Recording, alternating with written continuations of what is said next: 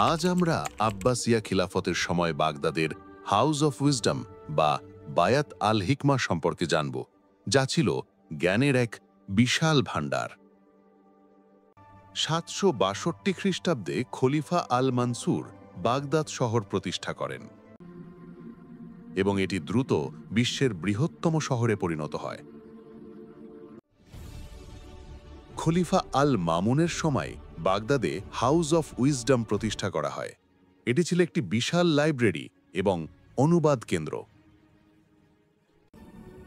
এখানে সারা বিশ্ব থেকে, বিশেষ করে প্রাচীন পারস্য, গ্রিক, রোমান এবং ভারতের গুরুত্বপূর্ণ সাহিত্যকর্ম ও বিজ্ঞান গ্রন্থ আনা হয়েছিল। মুসলিম পণ্ডিতেরা, বিভিন্ন সাংস্কৃতিক পটভূমির মানুষ এখানে একত্রিত হয়ে এই সমস্ত কাজ আরবিতে অনুবাদ করতেন। একসময় এই লাইব্রেরিতে প্রায় 7 লক্ষ হাতে লেখা বই এবং পাণ্ডুলিপি ছিল।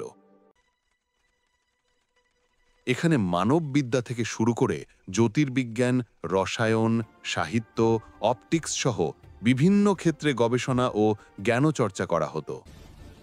দুঃখজনকভাবে 1258 সালে মঙ্গোল আক্রমণে বাগদাদ দখলের সময় হাউস অফ উইজডম ধ্বংস হয়ে যায়।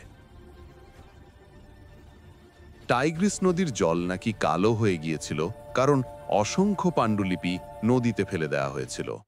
তবুও হাউস অফ উইজডম ইসলামের স্বর্ণযুগে জ্ঞানচর্চা এবং বৈজ্ঞানিক অগ্রগতির একটি উজ্জ্বল প্রতীক হয়ে আছে। এটি আধুনিক বিশ্বের জ্ঞানভাণ্ডারের এক গুরুত্বপূর্ণ ভিত্তি স্থাপন করেছিল।